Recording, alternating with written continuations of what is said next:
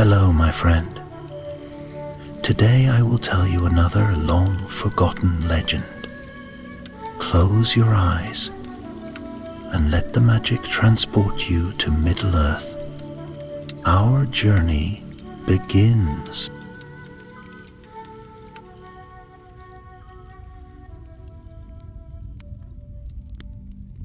Long ago, when the mountains still echoed with the songs of stone and hammer, and the halls of the dwarves had not yet fallen silent, there lived a warrior named Turgor, son of Thrainhelm.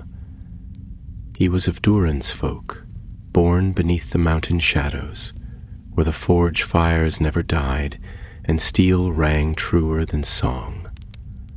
Turgor was not a lord, nor a prince, but a shield dwarf, one of those whose names are rarely carved into stone, but whose axes kept those names from vanishing altogether. It was the time after the Battle of Azanul Bazaar, when the dwarves had driven the orcs from the gate of Khazad-dûm with fury and fire. Though victorious, their cost had been terrible. Many noble houses had lost their heirs, and entire clans had dwindled to handfuls. Still, the orcs were not wholly broken. Like embers hidden in ash, they scattered into the crevices of the Misty Mountains, and from there they struck like wolves, swift and cunning. To guard against such ambushes, the dwarves had built a chain of small outposts, hidden in high vales and crags. One such place was Stonehelm Watch, a lonely fortress carved into the spine of the northern Misty Mountains. It was there that Turgor had been stationed, alongside 30 warriors, 2 apprentices, and a map-bearer named Bruni, a lad of barely 30 years who could not yet braid his beard. Stonehelm Watch had stood unchallenged for years.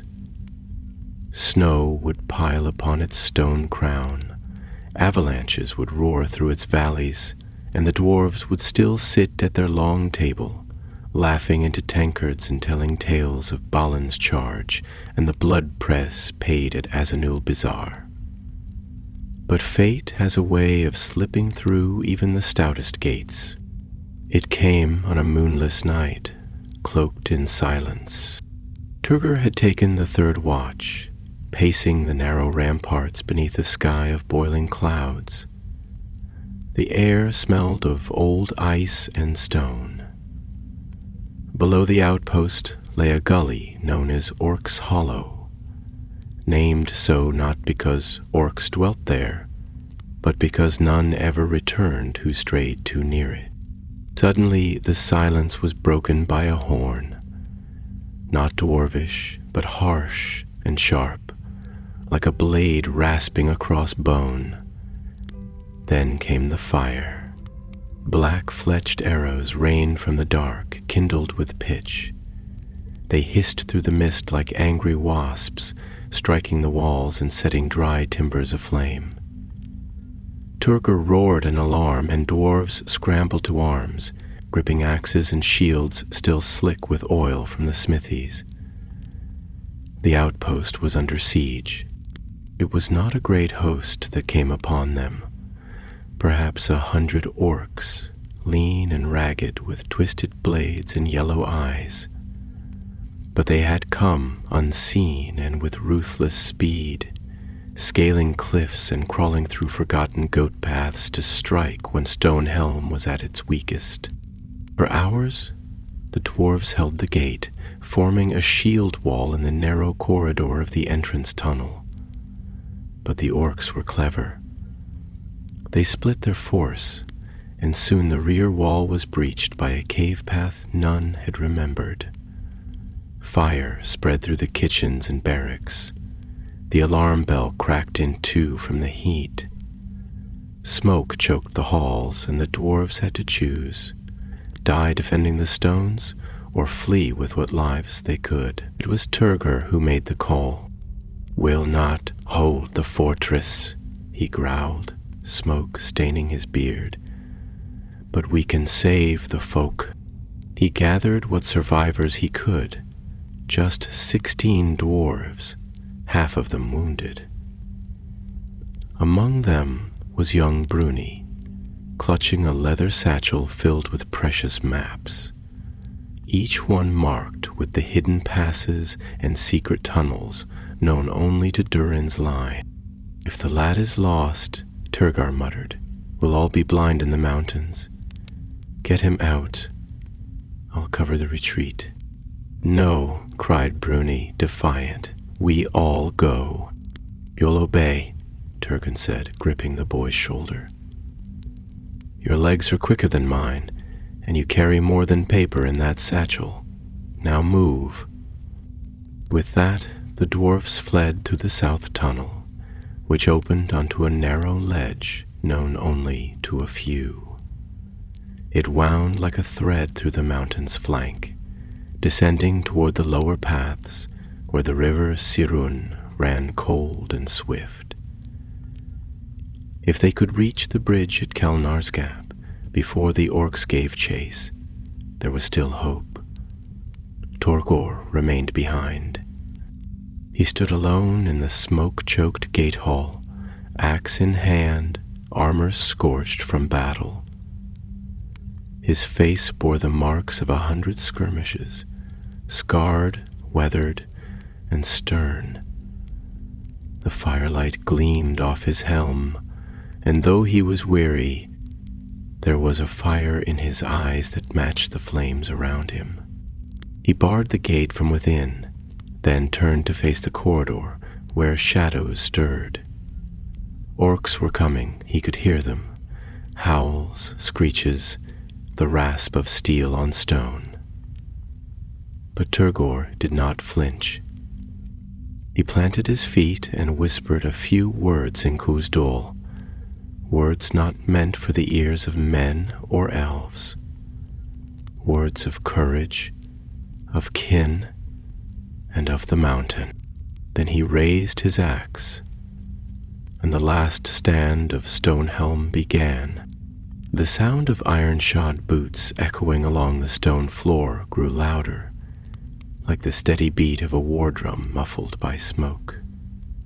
Turgor, standing amidst the flickering shadows of the gate hall, could feel the mountain tremble with every advancing footfall. The air was thick with soot and embers, and the once bright banners of Durin's folk, hanging above the archways, were now blackened rags fluttering in a draught that whispered of ruin.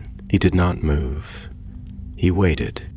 The first orc burst through the haze, a lean brute with a jagged blade and a snarl twisted beneath a rusted helm. It barely had time to register the dwarf before Turgor's axe cleaved its helm in two, sending the creature tumbling backward into the dark. More followed. 5, 10, perhaps more, but they came in a rush as mindless as beasts driven by bloodlust, and they found no weakness in the warrior who guarded the gate. Turgor fought not with fury, but with grim resolve. Each stroke measured and purposeful, his feet firm upon the flagstones, his shield an unyielding wall. The narrowness of the corridor gave him advantage, for the orcs could not swarm him all at once. Only 2 abreast could come at him, and that number he could hold. He had no illusions. This was not a battle to be won. It was a wall to be held for a little while longer. Behind him, somewhere far below through winding stairs and secret ways, his kin fled toward the lower path. A perilous trail, carved long ago by dwarfs fleeing a dragon's wrath. It had not been walked in many years, for snow and stonefall had buried much of its course. But Bruni had the maps, and though he was young and uncertain, his hand was steady and his heart loyal. If they moved quickly, and if the orcs were delayed, there was a chance they might reach the bridge at Kelnar's Gap before the enemy overtook them. That bridge, an ancient span of stone suspended between 2 cliffs, was the only crossing for leagues in either direction. Should it fall, the orcs would be trapped on the far side of the chasm, unable to pursue. But the bridge was narrow and treacherous, and even more dangerous in mist and moonless night. They needed time to cross. Turgor intended to buy. The fight surged around him like a storm. Axes clanged upon swords, sparks danced in the air, and the cries of the dying mingled with the roar of fire consuming timbers above. Twice he staggered as blades struck his mail, and twice he rose again, blood trickling from beneath his helm, sweat and ash streaking his face. He began to retreat, not in panic, but with the slow deliberation of a stone worn by water.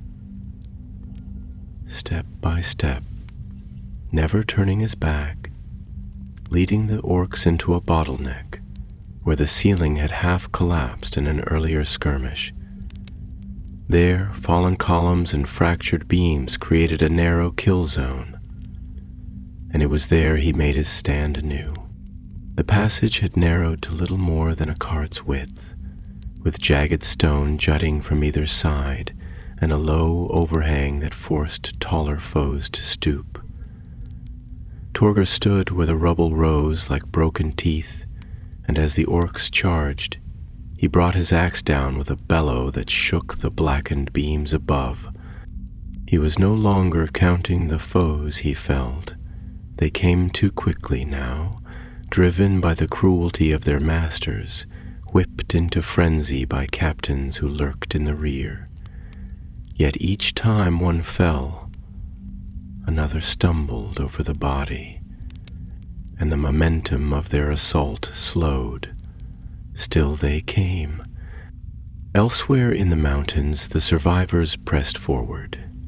Bruni, leading with torch in hand and the precious satchel bound tightly to his back, glanced behind often, hoping for a sign, perhaps a horn, a call, anything to tell him that Turgor still lived. But the mountain was silent, save for the wind that wound through the high passes and the occasional distant clash of stone and steel. "Moving," barked Dwalik, the eldest of the wounded, his leg bound with a splint of pine wood. "If Turgor has given us this chance, we will not waste it, wandering in hope. He stands so we might walk free." Bruni nodded, though his heart rebelled. He had never known war, not truly. His life had been scrolls and stone ink, sitting in the quiet scriptoriums of arid Luin, copying runes with patient care. Turgor had once mocked him gently for the soft skin of his hands, but had said with surprising kindness, "Every axe needs a whetstone, lad, and every warrior needs a map." The thought gave him strength. With each winding turn, each broken stair and icy ledge, he led them further from danger, the ancient dwarven maps guiding them through forgotten hollows and frostbitten tunnels. But the orcs had not given up the chase. Scouts had been sent ahead, swift runners with keen eyes and the scent of blood in their nostrils. They followed the path of the dwarves, and even now some had begun to descend parallel ridges, seeking to cut them off before the bridge. The sun had not risen, and would not for many hours more. The mountains were swathed in darkness, and mist curled through the peaks like the breath of some sleeping giant. It coiled through crevices and hung in the air, swallowing sound and distance alike. In that gloom, every rock was a shadow, and every shadow a threat. Back in the ruins of Stonehelm, the fire was dying, but the orcs were many. Turgor's shield arm ached, his axe hilt slick with blood, but his will had not wavered. He knew that soon he would fall, but not yet. Not until he had spent every breath, every drop of strength. Not until the path was clear. He had long ago accepted that the mountain might be his tomb, but if so, it would be one worthy of a dwarf. No cold cavern forgotten by time, but a place of fire and battle, of ash and stone, and of a lone warrior standing fast. And somewhere beyond the fire, beyond the orcs, beyond even the mountains themselves, the stars still burned, hidden now, yes, but watching, eternal. In the lower reaches of the mountain, far from the burning ruin of Stonehelm Watch, the survivors pressed on beneath the cold gaze of jagged peaks that rose like the spines of sleeping beasts. The wind had shifted, and with it came the sharp scent of snow and stone, the breath of the high places that bore neither pity nor warmth. The path before them narrowed and grew treacherous, for it had not been used in many years, and time had claimed its toll. Old stone steps were broken, and the railings carved by dwarven masons long ago had crumbled away, leaving only sheer drops into mist-choked ravines. Yet they dared not tarry, for the orcs had begun to fan through the mountain like poison through a wound, and at any moment the chase might close. Bruni walked at the front, his torch flickering wildly as gusts tore through the path. His eyes scanned the path with a care born not of habit but of necessity, for one false step might cast them into the depths, and he bore more than his own life in his charge. In the leather satchel at his side were the scrolls and runes of the old paths, maps passed down from the days before the Balrog had stirred, when Khazad Dûm had been a realm of pride and not of shadow. These scrolls, saved from the archives before fire claimed the hall, were now their only hope of escape. Behind him came Dwalik, limping heavily, yet refusing all aid, his gnarled hand still gripping his war pick as though he might be called upon to use it. The others followed in silence, their breath misting in the dark, every heart turned toward the east, and the promise of the bridge that would bring them beyond reach of the foe. But hope was a fragile thing in those days, and the weight of grief pressed down upon them like the mountain itself. For though they had escaped the fire, none could forget the one who had stayed behind to face it.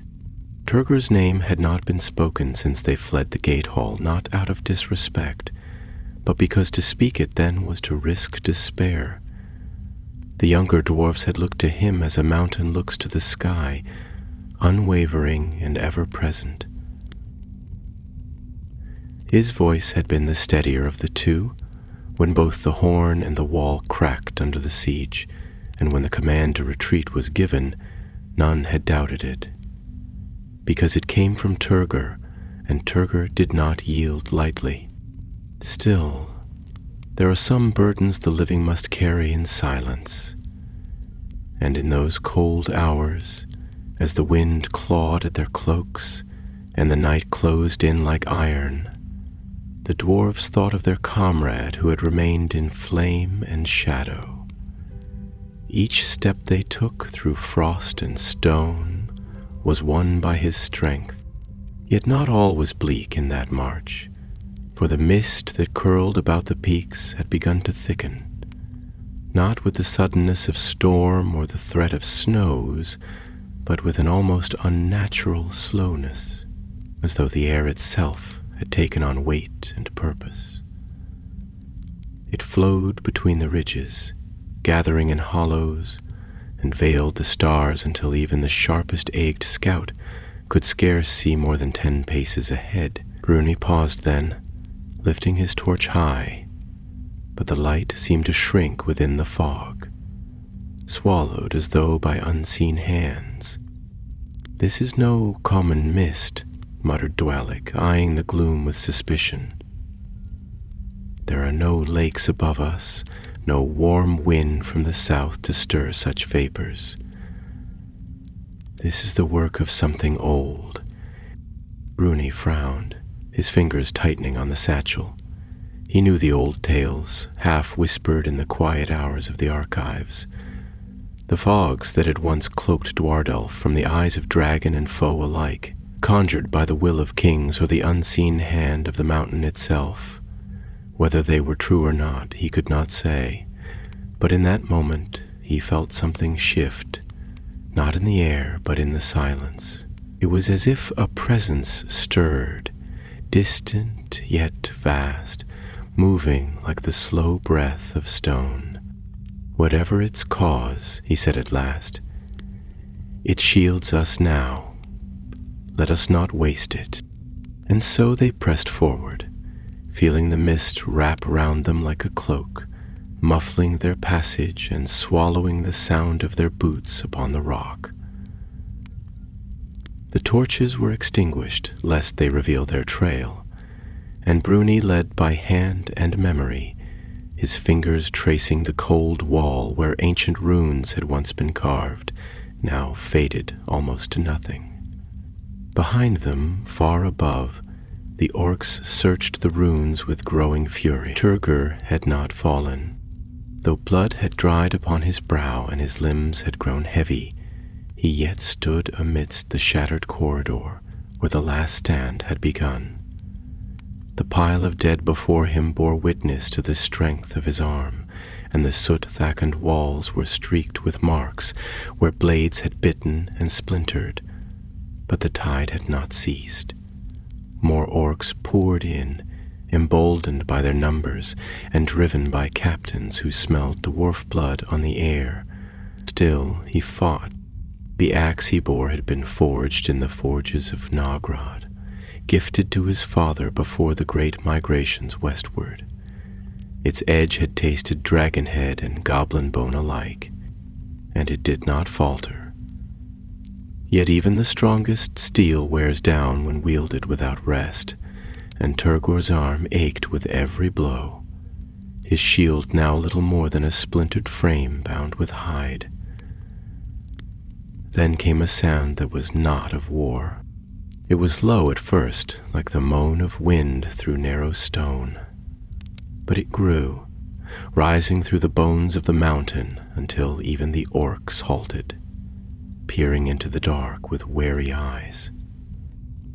The fire that still burned behind them flickered and sputtered, casting strange shadows across the walls. From deep within the earth came a chill, as though something had stirred that had not stirred in many ages. The mist, which had been low in the passes, now began to creep into the halls of Stonehelm itself, seeping through cracks and fallen doorways like a tide turned to smoke. It wound about the orcs' legs, clinging like cobwebs, and with it came a stillness, a silence so profound it silenced even the shrieks of their leaders. One by one the creatures faltered, their snarls turning to uneasy growls, and though none dared speak of fear, they began to retreat from the ruined gate hall, glancing behind as though the very stones had grown eyes. Turgor, gasping from pain and effort, sank to one knee beside the broken remnants of a pillar. His vision blurred, and the weight of battle pressed down upon him like stone upon stone.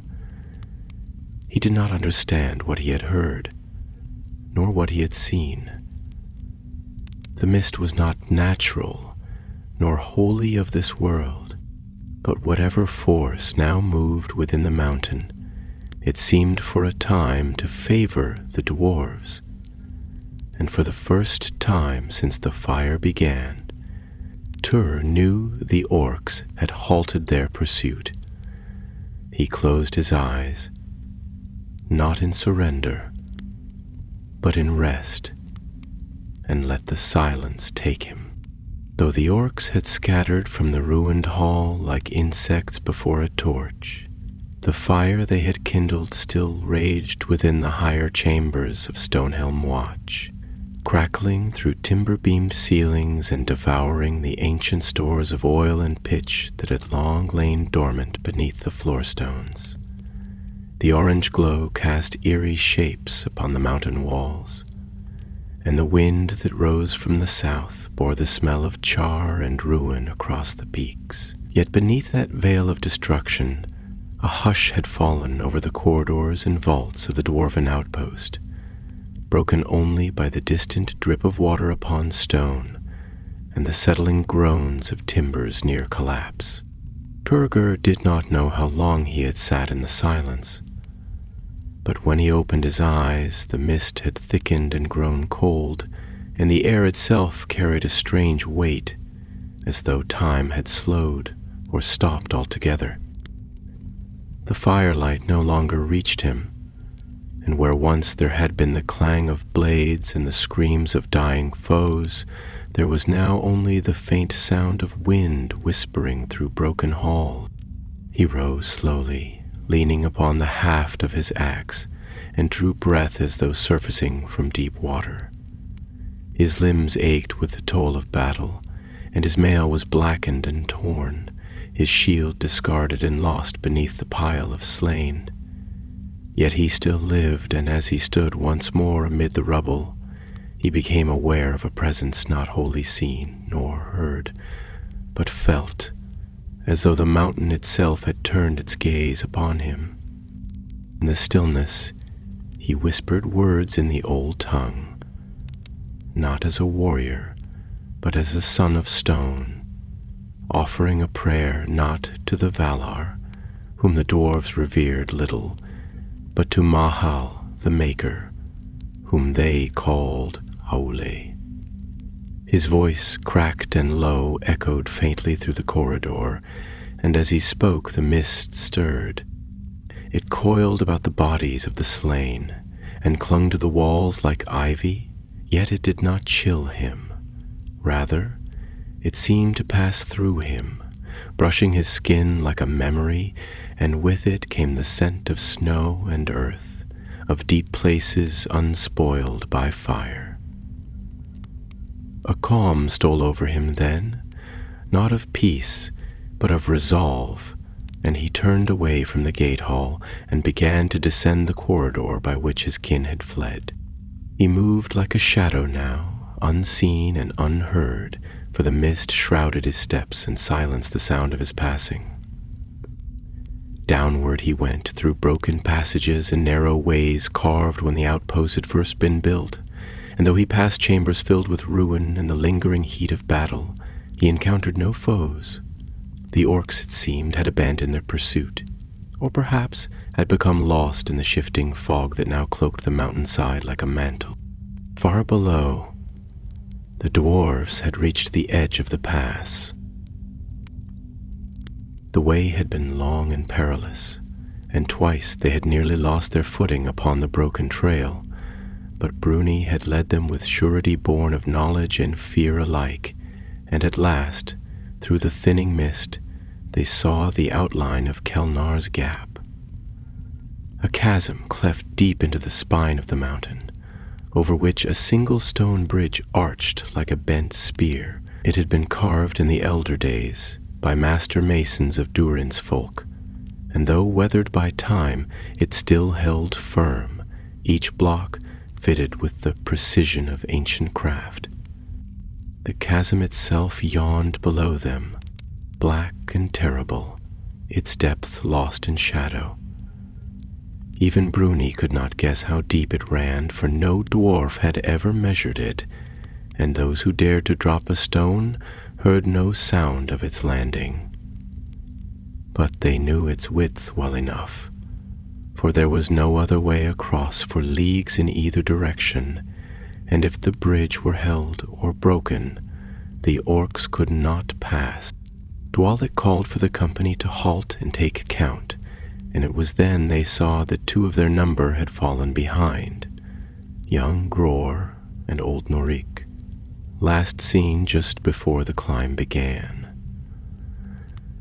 Bruni turned to retrace the path, but Dwalik caught his arm, his grip firm despite the splint that bound his leg.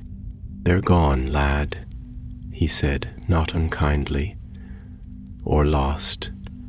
Either way, we must cross before the foe regains their wits."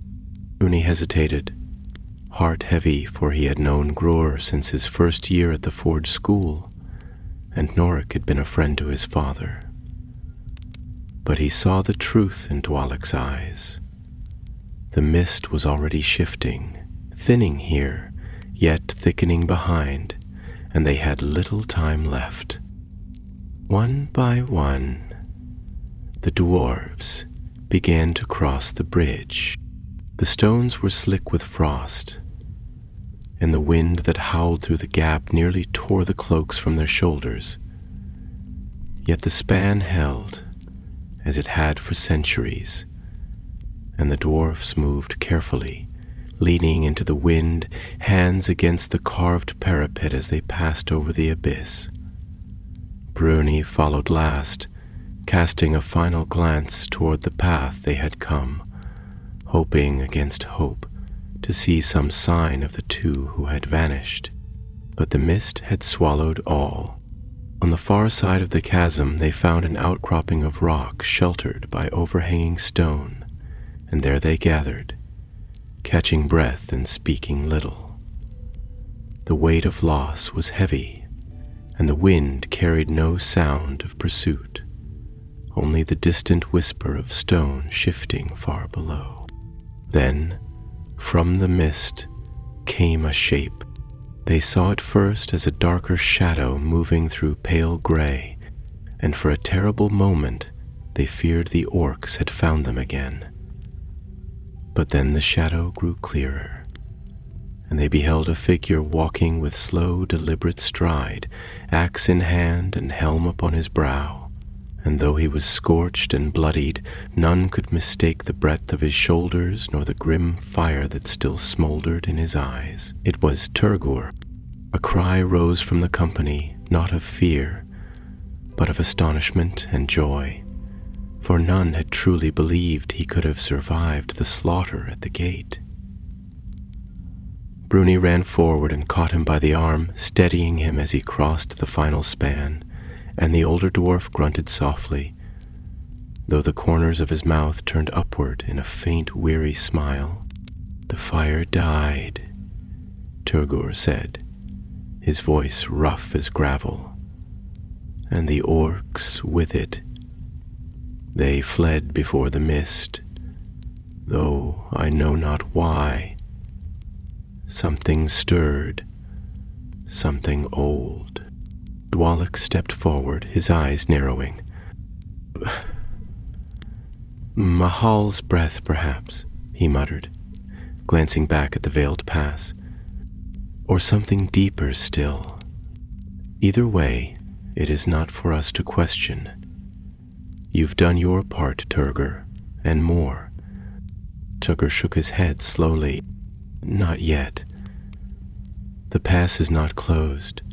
If the orcs regroup and find another way across, they will follow. The bridge must fall." A hush fell upon the company, for they knew what that meant. The bridge was a marvel of ancient craft, a relic of a bygone age, and no dwarf would lightly raise hand against it. Yet they also knew the truth of his words.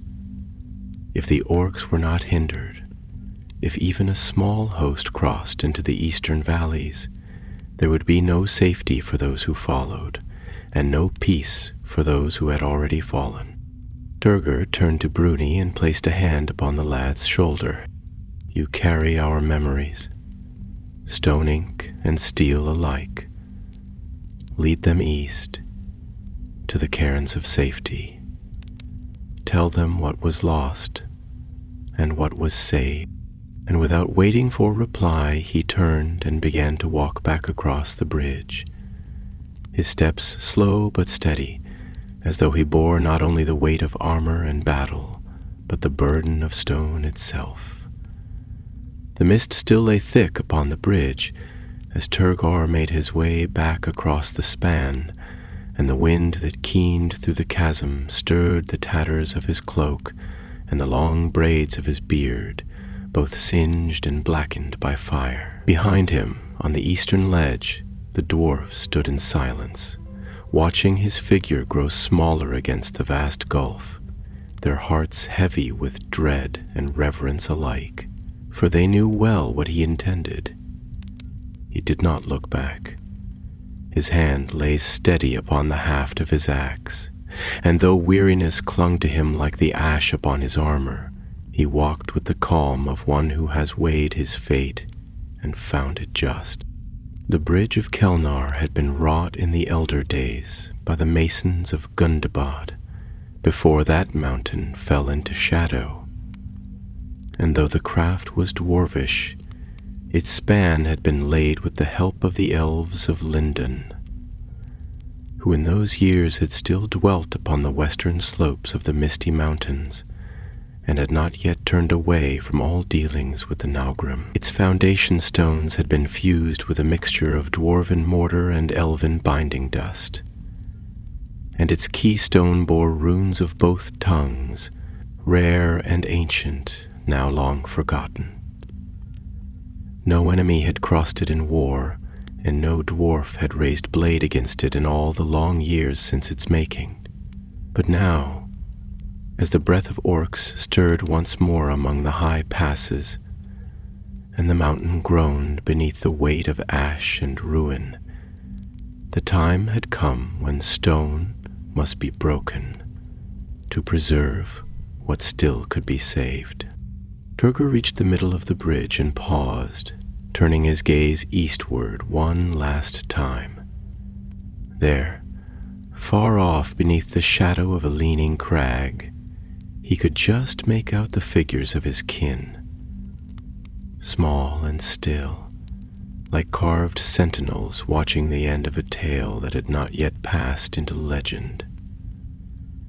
His eyes lingered upon Bruni, who stood at the forefront, the wind tugging at the scrolls bound to his back, and a quiet pride stirred within the older dwarf. The lad had walked far this day, not only across stone, but into the burden of memory and the keeping of names that might otherwise be lost to fire and darkness. Then Turgor knelt and laid his hand upon the cold stone. He closed his eyes and whispered words in Khuzdul, low and resonant, the tongue of the deep places and of Alday's firstborn. The words were not of command, for no dwarf commands the stone, but of communion and of sorrow. He spoke of the war that had come again to the mountains, of the blood spilled by kindred, of halls taken and hearths extinguished. He spoke of the young who had fled, and of the old who had remained, and of the long memory of the dwarves, which does not forget its debts, nor its dead. And when he had spoken, he raised his axe. The haft of that weapon had been strengthened by the craftsmen of the Blue Mountains, wrapped in runed leather and set with bands of black steel, and its blade bore the mark of the house of Thrainhelm, whose line had long served not as kings but as stone wardens, keepers of gates and forges. Turgor had wielded it through 2 decades of war, and though its edge had dulled and chipped, it still rang true. He struck the bridge where the keystone lay set. The sound rang out like a bell across the chasm, deep and heavy, and the stone shuddered beneath his feet. Cracks spidered across the arch, thin and white, as though frost had crept through it in an instant. He struck again and again, until his arms trembled and the runes upon the keystone split. The mortar groaned, and a deep rumble began to rise from the bones of the mountain. At last, the span trembled. It was not a sudden collapse, for dwarven craft does not fail in haste, but rather a slow breaking, a groaning surrender of ancient stone long held by stubborn will. The middle arch buckled, and with it the central stones crumbled inward, falling like broken teeth into the black gulf below. The chasm, hungry and deep, swallowed them in silence, and the sound of their fall did not return, for the depth was greater than the ear could reach. Turgor leapt back as the final stones gave way, landing upon the western lip of the ruin just as the last fragments fell. Dust rose in a great cloud, and for a moment he lay there, unmoving, the broken edge of the bridge behind him and the bottomless dark before. Then he rose once more, bruised and bleeding, but unbroken. Across the gap the dwarves watched in stunned silence. The bridge was no more. The orcs, should they regroup, would find no passage here, not without long delay and treacherous climbing through half-forgotten goat trails and winding gullies, and by then the survivors would be far to the east, beyond reach. But Turgor stood now alone upon the wrong side of the chasm, cut off from his kin, with only the burned path behind him and the cold cliffs before. Bruni stepped forward, his heart clenched with sorrow. "We must find another way," he said. But Dwalek placed a hand upon his shoulder. "There is no way," the older dwarf said softly. "Not for him. He has chosen the deep road." Bruni's eyes burned, and he would have spoken again, but Turgor, standing tall upon the edge of the broken span, raised one hand in farewell. He said no words, none were needed. The mist, thick and pale, began to rise again, curling up from the chasm like the breath of the mountain itself. It veiled the broken bridge, and soon the dwarf upon the far side could no longer be seen, only the faint gleam of steel beneath the gray. The wind rose, keening through the rocks, and in its voice there seemed a song, low and mournful, like the chant of distant forges or the slow tolling of hammers deep within the earth. Then the mist swallowed all. The dwarves turned at last, and though grief walked beside them, they walked on. For they bore the names of the fallen, and the memory of one who had held back the darkness with blade and will alike. They walked east, toward safety and toward story. And behind them, the bridge lay broken, the last barrier against the shadow that still stirred in the heights. As for Turgor, his fate was not spoken of with certainty. Some said he perished soon after, slain by orcs that yet lingered in the passes. Others believed he found a hidden way into the deep roots of the mountains and dwelt there still, a lone guardian in halls none dare tread. And there were those, few and quiet, who whispered that the mist had claimed him not in death, but in silence, that the mountain, stirred by his courage, had opened to him paths unseen, and that he had been taken into the hidden places, where the first dwarves were shaped by Mahal's hand. But whatever the truth, this much was carved in stone at the Hall of Grudges in the Blue Mountains, beneath the mountain crest of Barazdom. Turgor, son of Thrainhelm, who held the gate, who broke the bridge, who stood alone that others might pass.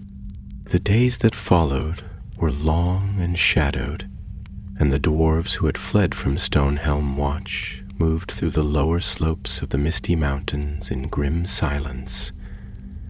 For the weight of their journey lay not only in distance, but in the memory of what had been lost and the knowledge of what still lay ahead. The eastern slopes of the mountains were steeper and colder than the western face, scarred by old landslides and treacherous with half-frozen scree.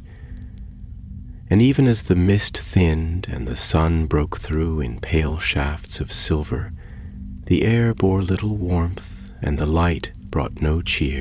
Bruni led them with steady hand, though his face had grown more solemn and his voice quieter, for the burden he carried now was no longer merely ink and parchment, but the remembrance of a sacrifice that had been made without request or promise of reward. The scrolls upon his back, once dry and crisp with runes of cartography and ancient lore, now seemed weightier, as though they bore not only the shapes of valleys and the markings of roads, but the blood and breath of every dwarf who had fallen in their defense.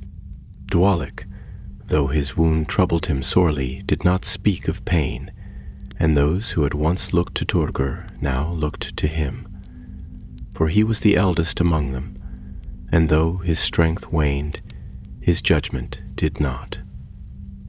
When hunger gnawed at their bellies and the trail grew uncertain, it was Dwalek who counseled patience, who named the stars by their older names and found hidden paths beneath the scrub and snow. Beside him walked Kori and Fundin, brothers of the line of Uri, who had served as sentinels at Stonehelm's eastern gate, and whose axes still bore notches from the first assault. They spoke little, yet their presence gave comfort, and the younger dwarves took courage from their measured tread. The company made for the ancient vale of Calednoon, a hidden hollow nestled between the arms of two crags, where a spring ran clear even in winter, and stone huts lay beneath the eaves of wind-worn firs. It had been used in elder days by dwarves on the road between Khazad-dûm and the Iron Hills, and though long abandoned, it was said that the place still held shelter and the echo of song. If they could reach it, they would have time to rest and to send word to other outposts along the eastern flank. But the path was winding, and danger still haunted the heights. The orcs, though scattered by mist and fire, had not vanished entirely. In the nights that followed the fall of the bridge, their scouts moved through the clefts and crevices of the high places, searching for signs of passage.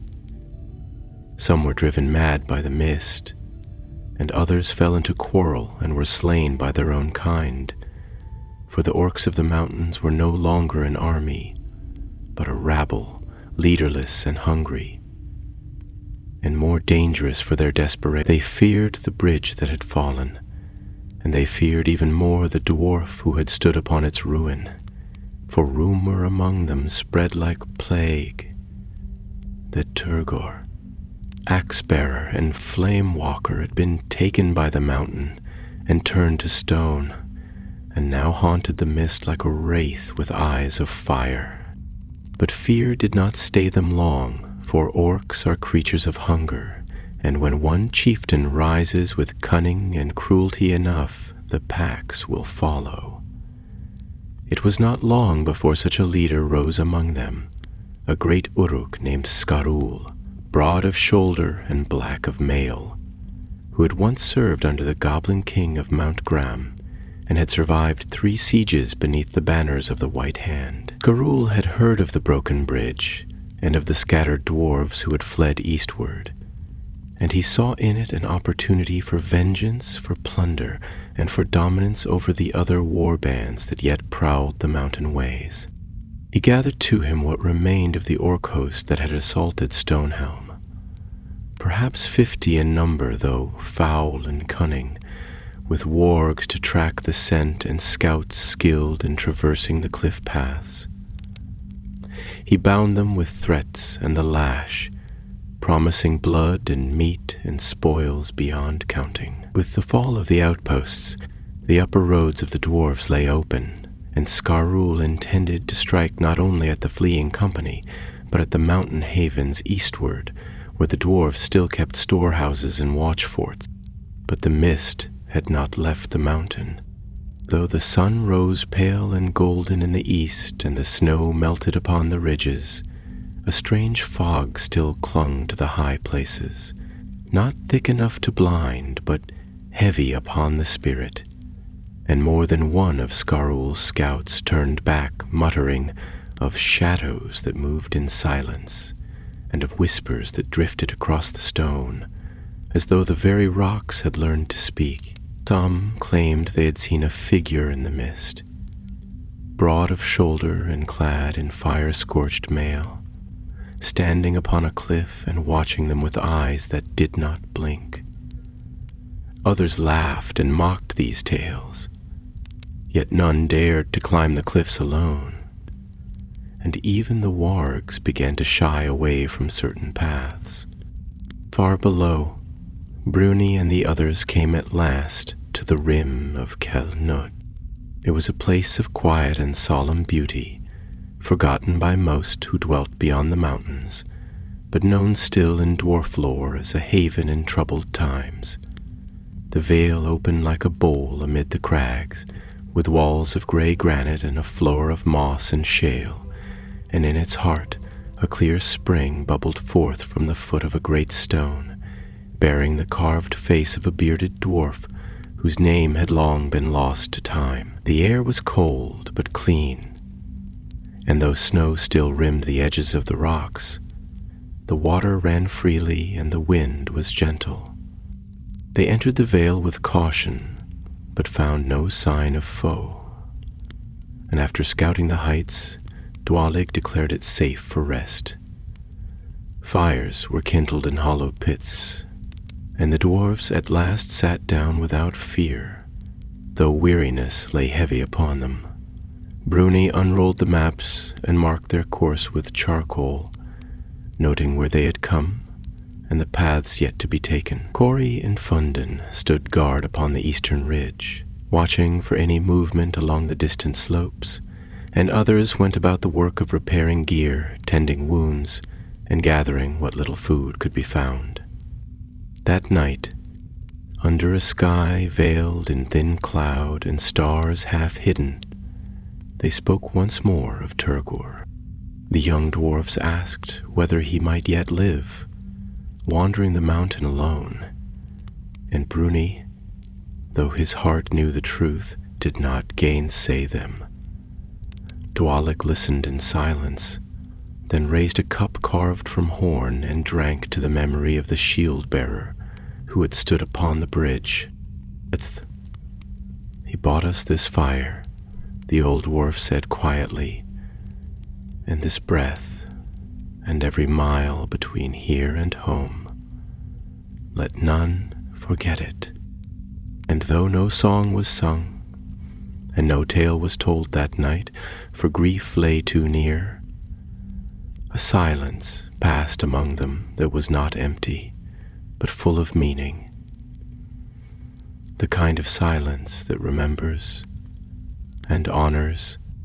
Morning came slow to the vale of Celadnoon, for the sun's first light was hindered by the high walls of stone that enclosed the hollow, and it was not until the third hour of the day that the pale gold of dawn touched the mossy stones beside the spring. The dwarves rose with aching limbs and quiet hearts, for though their rest had been without fear of sword or fang, it had not been easy, burdened as they were by toil and memory. The fires were kindled anew, and bread was shared, dry and spare but welcome none the less, and water drawn from the spring refreshed their strength.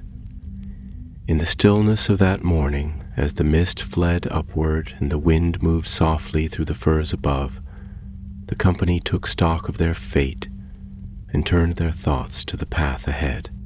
Bruni had risen before the others and now sat upon a flat stone near the eastern ledge, his maps unrolled before him and his fingers tracing the runes of old waymarks, faded and smudged by time and use.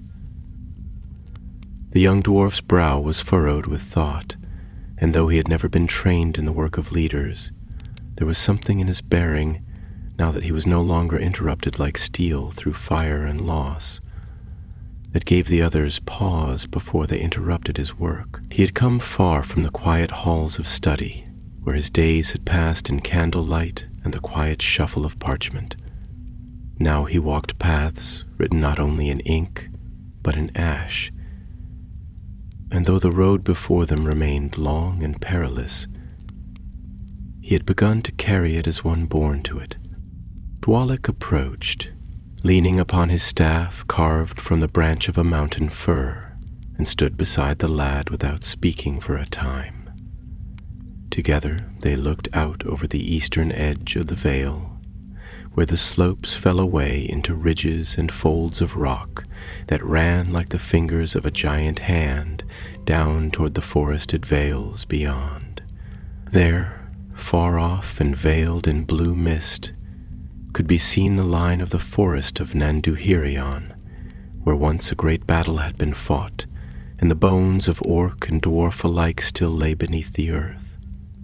But beyond that, if they could reach it, lay the road to the east, and the outposts of the Longbeards, who dwelt in exile still, hidden in the deep valleys of the gray mountains.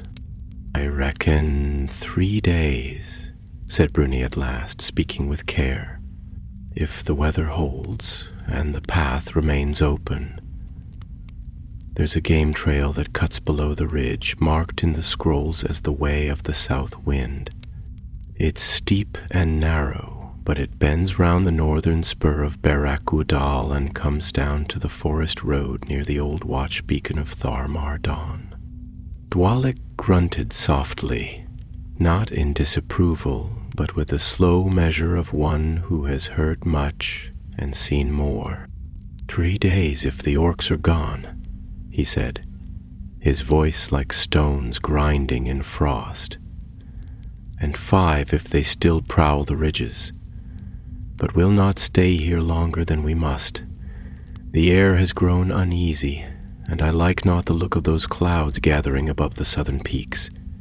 There's talk of a storm from the west." Indeed, as the day wore on, the sky above grew heavy with dark clouds, thick and low, dragging their shadows across the faces of the mountains like a veil. The sun was lost before midday, and the light that remained was dim and gray, as though some unseen hand had drawn a curtain across the heavens. The wind shifted, turning colder, and the animals of the vale grew silent. Even the birds that had flitted among the pines were gone, and a hush lay over the rocks, the kind of hush that comes not from stillness alone, but from the approach of something that has not yet revealed itself. By the time the company had gathered their gear and made ready to depart, the first flakes of snow had begun to fall, slow and sparse at first, drifting down from a sky of pewter and ash. The snow did not melt upon the stone, but clung to it, and the air grew sharper with every passing hour. Still, the dwarves did not delay. They set forth from Caeladnun before the second bell of afternoon, moving in a single file along the winding trail that curled eastward around the rim of the hollow. The path was narrow and steep, with sheer drops upon one side and jagged boulders upon the other, and at times they were forced to move in silence, one hand upon the shoulder of the dwarf before them, for the wind grew fierce, and the snow now fell thick enough to blind the eye. Yet Bruni led them true, and Dwalek followed with watchful care, and none among them faltered. As they descended into the folds of the lower mountain, the mist returned. It came not from the sky, but from the stone, rising in curls and eddies from cracks and hollows as if the mountain itself were exhaling. It moved with unnatural purpose, coiling through the trees and down the slopes in long streamers of white, and with it came the sense of being watched, though no movement could be seen, and no sound was heard save the wind. Then, in the late hours of the afternoon, when the light had dwindled to a dim glow and the snow began to weigh upon their cloaks, they saw a figure upon the high ridge, and stood motionless upon a narrow outcrop above them, his form outlined in the falling snow, tall and broad as a boulder, his helm shadowed and his cloak torn.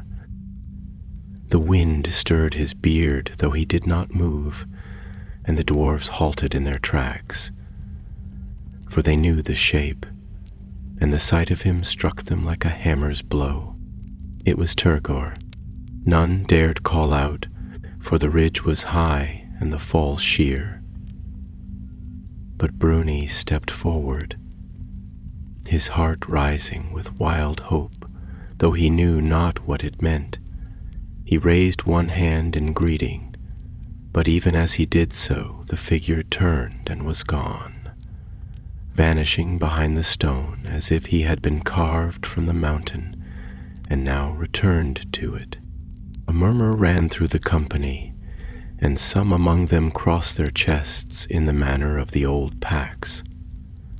Fundin turned to Dwalik with a troubled gaze. "Is it ghost or flesh we saw?" he asked, and Dwalik, though wise in many things, gave no answer. Bruni said nothing, but in his heart there stirred a strange and solemn certainty, not of fear, but of presence. Whether Turgor had survived and wandered these paths alone, or whether some echo of him remained to guide them, he could not say. But he knew, deep and unshakable, that the mountain had not yet forgotten the dwarf who had stood upon the bridge, and perhaps in the places where stone keeps memory, neither would the world. The snow fell heavier as the company pressed on into the dwindling hours of daylight, and the trail beneath their boots turned to a treacherous ribbon of ice and powder that threatened to conceal every dip and stone. The trees grew denser as they descended into the folds of the eastern slope. Tall pines with ancient boughs sagging under the burden of fresh snow, their trunks black against the pale world around them. The path they followed had once been a narrow cart road. In the days when the dwarves of Khazad-dûm sent trade and messages eastward toward the Iron Hills, but now it was little more than a ghost of its former self, half buried and overgrown, winding between the steep inclines and frost-choked hollows of the wild. No word was spoken of the figure seen upon the ridge, though each dwarf carried the memory of that sight like a flame guarded in silence.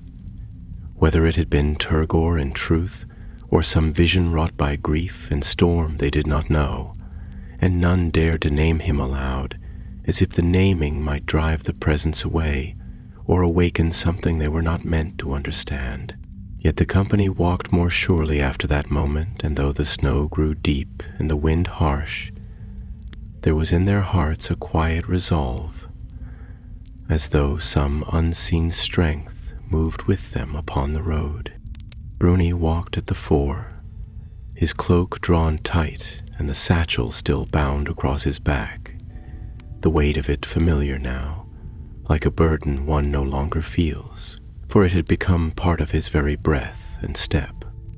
The maps he bore, stained by ash and dampened by snow, remained their surest guide through the shifting valleys, and more than once it was the memory of a single rune or line scratched beside a landmark that spared them from wandering into dead ends or fallen. He moved not as a lad of 30 years, new to the world beyond the libraries of Ered Luin, but as one shaped by hardship and the forging fire of war. The sky darkened, and by the time the light had faded into a gray dusk, they came to the edge of a deep ravine cut into the side of the mountain, its walls steep and jagged, and at its floor a stream ran beneath a crust of ice, its voice a muted murmur beneath the snow. A narrow span of stone arched across it, no broader than a cart, and though worn and cracked, it held still. It was called in the old scrolls the Lone Step, for it had once marked the halfway point upon the eastern road between the high pass and the forest path beyond. Here they paused and set a small camp upon the sheltered northern bank beneath the eaves of the pines, for the snow had begun to fall in earnest, and the wind howled through the gorge like a wolf denied its prey. Corey and Fundin took the first watch, while Bruni sat with Dwalik beneath the bent limb of a great tree, the firelight flickering low beside them. The flames danced upon their faces, illuminating the deep lines carved by cold and weariness, and casting long shadows upon the snow. "There are tracks upon the ridge," said Dwalik at length, his voice a low rumble muffled by beard and scarf. "Light, but recent, not dwarf make nor beast, the scouts of Skarul, I deem. He is still upon the hunt." Bruni nodded, his hand resting upon the hilt of the short sword he had carried since they fled the watch. "And we must make for Tharmardon by tomorrow night," he said. "If we can reach the beacon tower, we can signal the watchers upon the far hills. They will send word to the outposts of the eastern clans, perhaps even to Balin's folk." "Aye," said Dwalik, "but the path from here is narrow and steep, and if the orcs strike before we reach the height, we may not hold them." Bruni was silent a while, then looked toward the far slope, where the wind stirred the snow into ghostly shapes, swirling like phantoms above the black line of the stream. "We are fewer than we were," he said quietly, "and tired, but we will hold. Dwalik regarded him for a long moment, then gave a short nod. "You've a good voice for it, lad," he said. "You speak as those do who have stood before worse odds and did not flinch." Bruni smiled, though his eyes were shadowed. "I heard Turgor once say that courage is not the absence of fear, but the will to move with it." "Aye," Dwalik muttered. "He would say something like that." They said no more that night, for the wind rose higher and the snow drove harder, and each dwarf kept his own counsel as the storm passed over them. Yet all felt the presence of watchful eyes beyond the ridge, and more than one hand strayed toward axe or spear as the darkness deepened. Unseen upon the slopes above, the orcs of Skarul gathered. Their numbers had been reduced in the chaos following the fall of Stonehelm, but Skarul had brought order from the wreckage, binding together the fiercest of the scattered warbands under his iron will. They moved now with purpose, encircling the dwarf path from above, their wargs silent beneath them and their blades black with frost. Skarul himself stood upon a high crag, his breath steaming in the cold, his eyes fixed upon the curling smoke that rose from the dwarf camp far below. He had not forgotten the bridge, nor the warrior who had defied his assault. It was no longer plunder he sought, nor meat for the bellies of his beasts. It was vengeance. The dwarf folk had humiliated his warband, and his rage burned cold and patient. He would cut off the path to Tharmardon, drive the dwarves into the ravine and slaughter them where they stood. Then he would carry their heads to the crag of Urkash and nail them there, a warning to all who dared walk these mountains again. He gave the signal with a rasping cry, and the scouts began their descent, slipping through the snow like shadows, silent and swift. But as they moved into position, a sound echoed across the slope, a sound like the ring of a hammer striking stone. It was faint, carried upon the wind, but unmistakable. Scarul turned sharply, eyes narrowing. Again it came. The deep clang of iron upon rock, echoing from the upper cliffs above the ravine. The orcs halted uneasy, for they too heard it now. A third time it rang out, steady and measured, as if someone somewhere above them was working a forge beneath the open sky. No fire was seen, no smoke rose, yet the sound continued. Scarul snarled, but for all his wrath, even he did not advance further.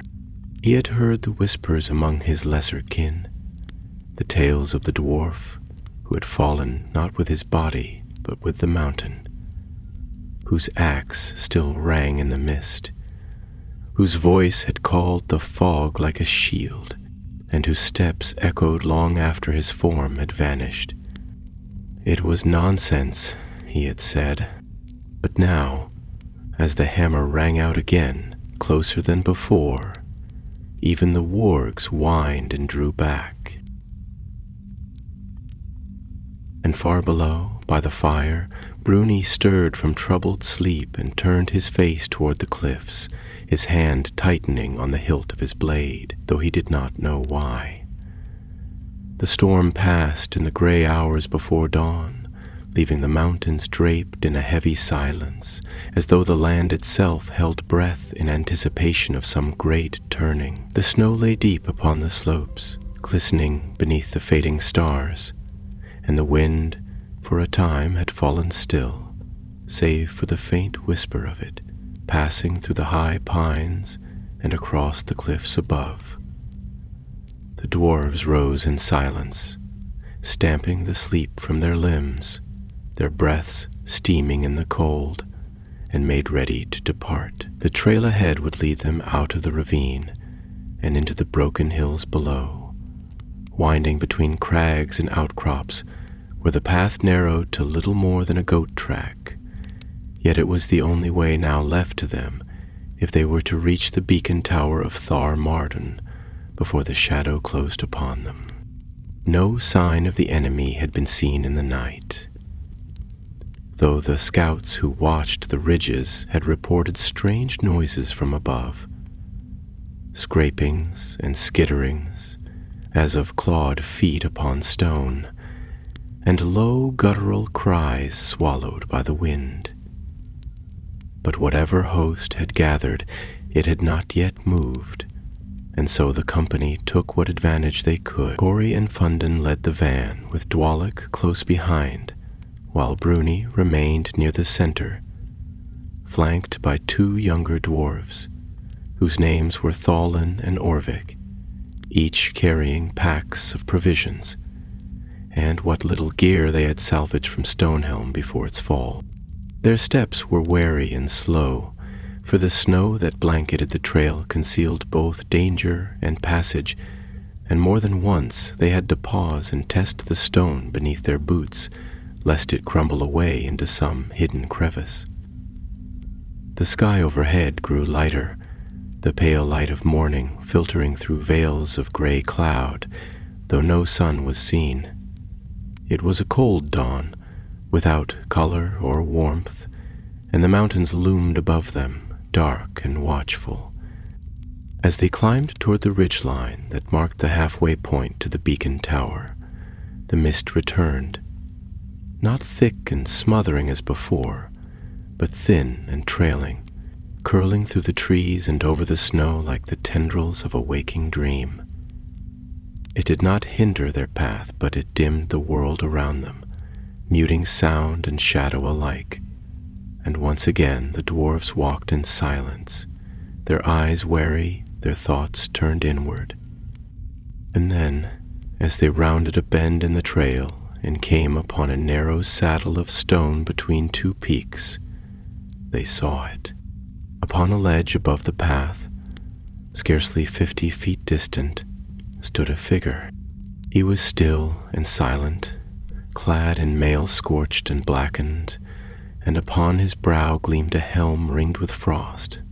A great axe hung at his side, the blade dark with age and shadow, and his cloak, tattered and torn, stirred gently in the wind, though no breeze could be felt. He did not move nor raise his voice, yet every dwarf that looked upon him felt a tightening in the chest, as if some deep memory had risen unbidden from the bones of the earth.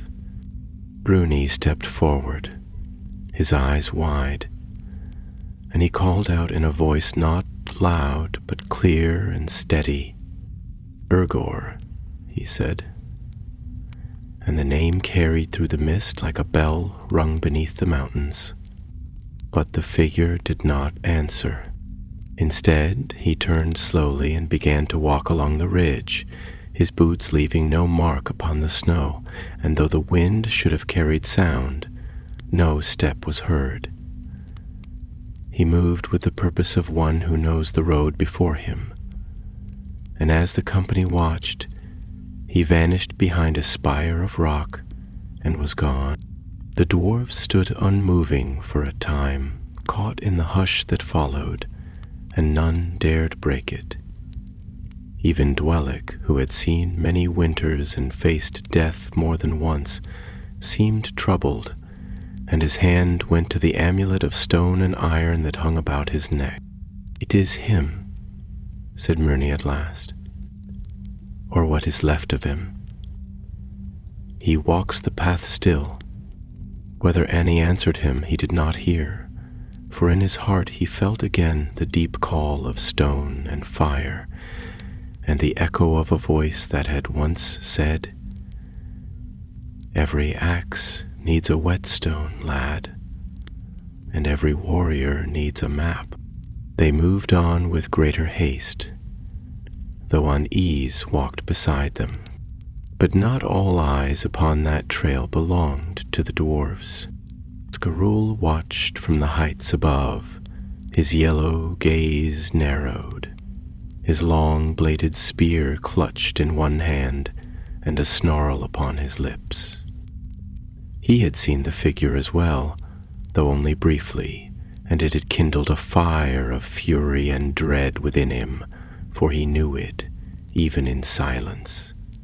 The dwarf that had defied his war-band, broken the bridge, and turned the tide of his triumph now walked again, and whether in life or as some trick of the mountain, Skarul would not say, but he swore he would tear the mask of death from that face with his own hands, and offer the skull to the fire beasts of the chasm. He turned to his underlings, hideous creatures wrapped in black skins and armed with crude spears and bows of twisted yew, and he barked orders in the coarse tongue of the mountains. They would cut off the path below, drive the dwarves toward the tower, and strike before they could summon aid. He would not be denied a second time. The warband moved swiftly, for orcs in their cunning can be silent when they will, and the sound of their movement was swallowed by the mist and the stone. Like hunters they descended, creeping through the ravines and passes, their black blades glinting faintly in the gloom. But even as they drew near, the wind began to rise again. It came not from the north nor the west, but from beneath the very feet of the cliffs, stirring the snow and bending the trees, and with it came a low, deep sound, not a voice but a rumble, as of stone grinding upon stone, as though the mountain were shifting in its sleep. The orcs paused, glancing about with narrowed eyes, their breath visible in the cold air, and for a moment even Skarul faltered.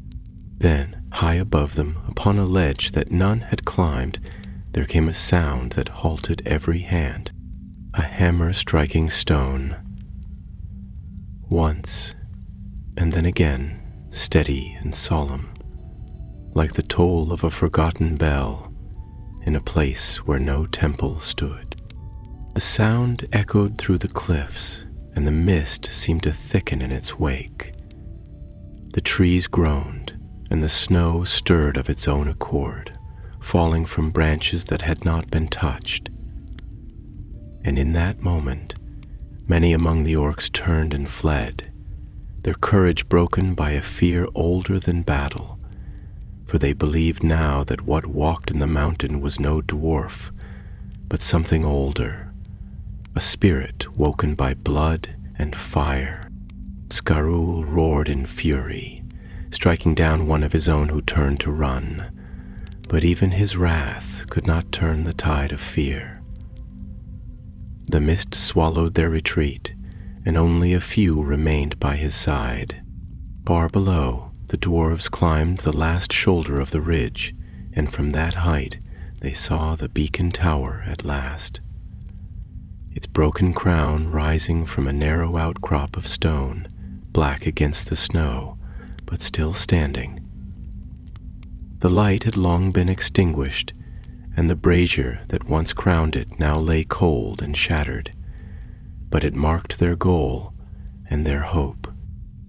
"We're nearly there," said Dwalek, his breath ragged. "If we can reach it, we may yet send word." Bruni looked back once, down the path behind them, where the mist had grown thick and restless. He saw nothing, but he felt, with a certainty he could not explain, that someone stood there still, watching, guarding, walking the mountain yet. The tower of Thar-Mardon stood lonely upon its height, a finger of ancient stone thrust skyward from the spine of the world, its crown broken by time and storm, yet still it held the memory of fire and vigilance. It had been raised in the days before Durin's Bane awoke, when the eastern ways between Khazad-dûm and the distant Iron Hills were traveled in peace, and signal fires were kept along the heights to warn of goblin raids or to guide caravans through snow and fog. Now the tower was silent and hollow, its stair cracked and choked with drift, its brazier shattered and blackened by long neglect. But its bones yet stood firm, hewn of the same gray stone that shaped the mountain itself. Bruni reached the tower's base before the others, for he had pushed ahead in the final climb, his heart beating fast with a mingled dread and hope, and his breath burning in his lungs from the cold. The mist had followed them up the ridge, curling like smoke over the stones, and though no foe could yet be seen, the lad felt their presence behind, not near, but not far either, watching, waiting. The beacon had been their aim since first they left the ruins of Stonehelm, for it was marked in the scrolls as a place where messages could be cast far, if not by fire then by horn or stone signal. And in the deep places of the mountain folk, where allies yet lingered in hidden holes, even such an ancient tongue might still be heard. He placed his hand upon the cold stone, and the weight of the years that had passed since last it had felt a dwarf's touch seemed to press upon him, yet not with malice. Rather, there was a stillness, an expectation, as though the tower itself waited for some ancient duty to be fulfilled once more. Dwalek soon arrived, leaning heavy on his staff, his brow furrowed, but his eyes keen.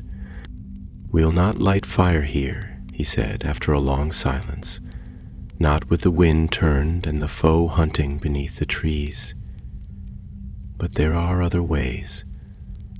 He stepped into the shadow of the tower's side, where the eastern wall bore 3 heavy iron rings, rusted but intact.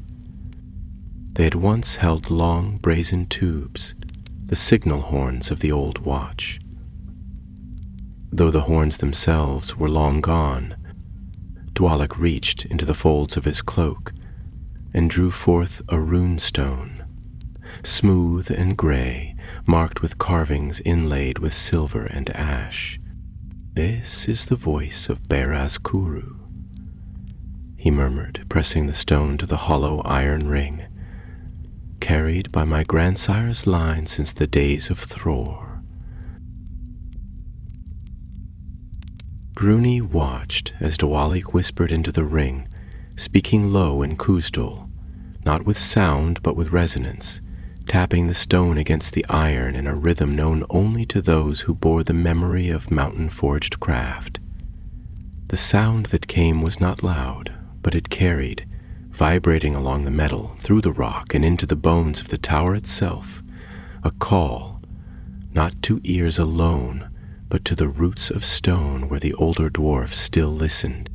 3 times he struck, and 3 times the mist shifted about the tower's feet, as though stirred by the deep breath of the mountain itself. Turned. But it was not the silence of emptiness. It was the silence of emptiness. It was the silence of answer. The stone had spoken. Somewhere unseen, a message had been received. The company made camp beneath the eastern wall, keeping low and close, shielding their fires behind the ruin of the tower's base. Watches were set, 2 by 2, and though the snow had begun again to fall in light, steady flakes, no dwarf slept easily. All eyes turned now toward the valley below, where the mist lay thickest, and where the trail wound down into the shadows of the forest. It was in the second watch of the night that the orcs came. They moved without torches or cry, though their forms were many, creeping like beetles over the slopes, guided by Skarul's will and their own bloodlust. Their claws scratched softly against the rock, their black spears gleamed faintly in the starlight, and the wargs padded ahead of them, tongues lolling and breath white upon the frost. Bruni was first to see them, for he had not slept, and as he stood watch upon the tower's edge, he caught the faint glimmer of eyes in the darkness, low and hateful, and heard the almost silent crunch of snow beneath padded feet. He turned without panic and moved swiftly to rouse the others, for he knew that delay would cost dearly. Dwalik was awake even before he was shaken, for the old dwarf's sleep had grown light with age, and his hand found his pickaxe in an instant. The younger warriors roused quickly, taking their positions with practiced order, and though they were few and weary, there was no hesitation in their faces. They had come through fire and stone, and now they would not fall without struggle. Kuri and Fundin took the northern slope, where the trail narrowed and the stone jutted outward in a natural bottleneck, and Bruni stood beside Dwalik upon the path that led up from the valley floor, his short sword drawn, though its edge was chipped and blackened. The tower stood behind them like a sentinel, and though its brazier was dark, the memory of its fire still lingered. The orcs broke upon them in a rush, screaming their war cries, their blades flashing in the starlight, and the clash of battle rang once more upon the slopes of the eastern Misty Mountains. Steel met steel, and the hiss of arrows was followed by the cry of the wounded. Dwarves held their ground, side by side, shield to shield, and though the enemy pressed hard, they gave no ground. Bruni fought as he had never fought before, his blade rising and falling in time with the breath of those beside him. And though his arms burned and blood ran down his cheek from a wound unseen, he did not falter. Dwalik moved with grim determination, his blows slower but deadly, and the ground before them grew slick with orc blood. Still, they were outnumbered, and slowly the enemy began to press them back, up toward the ruined base of the tower. Then, as the tide threatened to turn, a horn sounded. It came not from the orcs, nor from the tower, but from the east, from beyond the forest, deep and far, a single long note that rose and fell like the song of a mountain wind. The orcs faltered. The dwarves stiffened, listening. Again the horn sounded, louder now and closer, and from the trees beyond the vale torches flared. Help had come. The eastern outposts had answered. Skarul saw the flames and bellowed in rage, striking down one of his own that hesitated. He turned to flee, rallying what force remained to break through the line before they were caught. But in that moment, upon the higher slope to the north, there came another sound, the sound of a hammer striking stone. Once, twice, 3 times, and then silence. Skarul froze. He looked to the mist above and saw a figure there, a dwarf, tall and broad, his cloak torn, his mail black with soot. Standing upon a ledge above the pass, his axe in hand, and eyes burning with a light not wholly of this world. It was him. Even the wargs drew back, and before Skarul could speak, the figure moved, not down, but forward, into the mist, and vanished like a shadow called home. The orcs broke and fled. The dawn that broke upon the eastern ridges of the Misty Mountains that day was pale and cold, yet it came not in silence, for the slopes still echoed with the clash of steel and the shouts of warriors as the eastern clans of Durin's folk, roused by signal and stoned rune, fell upon the remnants of Skarul's warband and scattered them like dry leaves before the wind. The orcs, who had crept through frost and fog to spill dwarven blood beneath the stars, now fled in disorder and dread, for they had seen something they could not name, and their courage, such as it was, had withered. Skarul himself was never found, though many said he was last seen upon the high slope, turning to face a figure in the mist before the mountain swallowed him whole. The dwarves of the retreat stood still amid the ruin, bloodied but unbroken, as the sun touched the high peaks with its first golden light.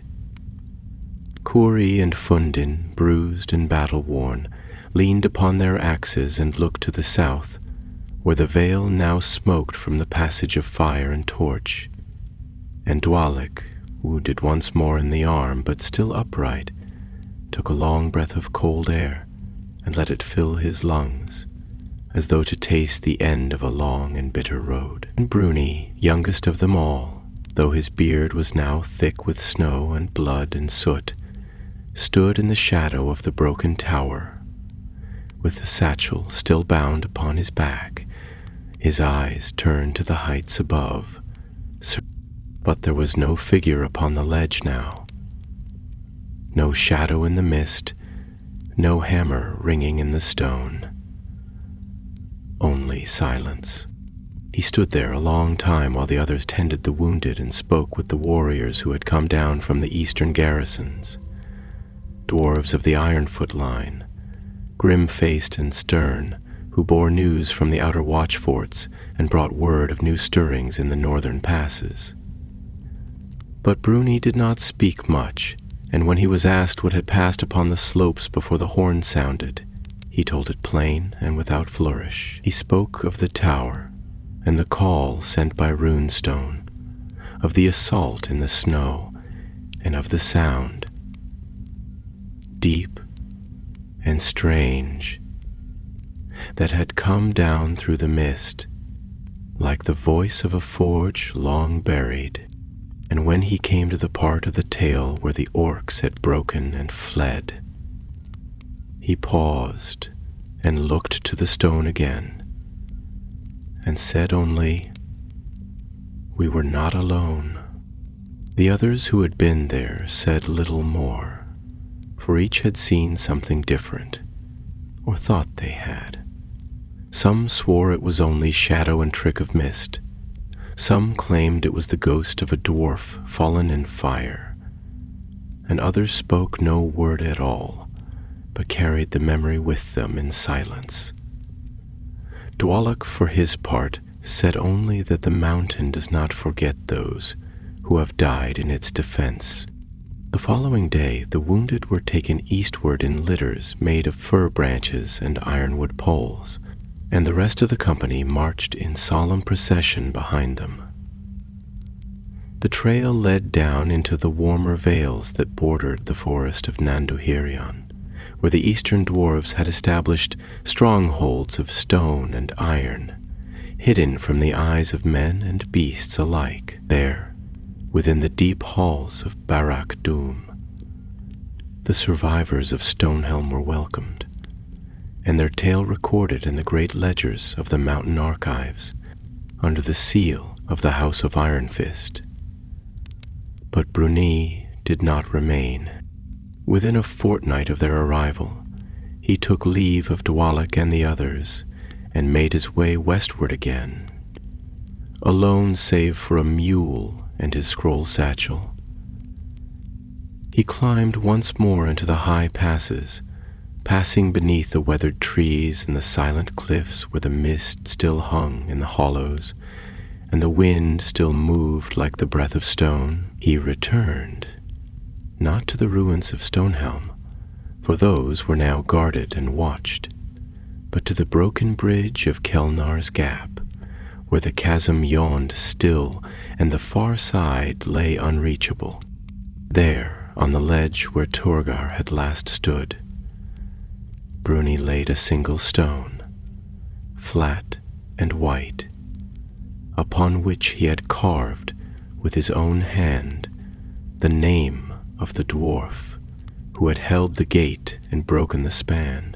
He said no prayer, for the dwarves keep few prayers to the sky, but he spoke aloud in the tongue of Kezad of honor and grief, of shield brothers and fallen halls, and when he turned to go, the wind stirred through the gap, lifting the ends of his cloak and carrying the scent of forge smoke upon it, and he wondered then, as he would many times after, whether Mahal himself had listened. Years passed, and tales grew around the last stand in the mist, told in halls from the iron hills to the blue mountains, and carved in runes upon the walls of new outposts raised by Durin's folk. Children of dwarves yet unborn would speak the name of Turgor beside those of Azagal and Telchar, not as a prince nor as a lord, but as a shield dwarf of great heart, whose courage had stemmed the tide of darkness and preserved the lives of those who would go on to shape the days to come. And some said that, even long after, when the snow falls heavy upon the heights and the mist creeps over the ridges, the sound of a hammer may be heard once more, slow and steady, like the echo of forgotten labor beneath the sky, and that in the silence of the mountain's breath, if one listens with care, a single name may be heard, carried not by voice, but by stone. Turgor, son of Threnny Helm, the dwarf who stood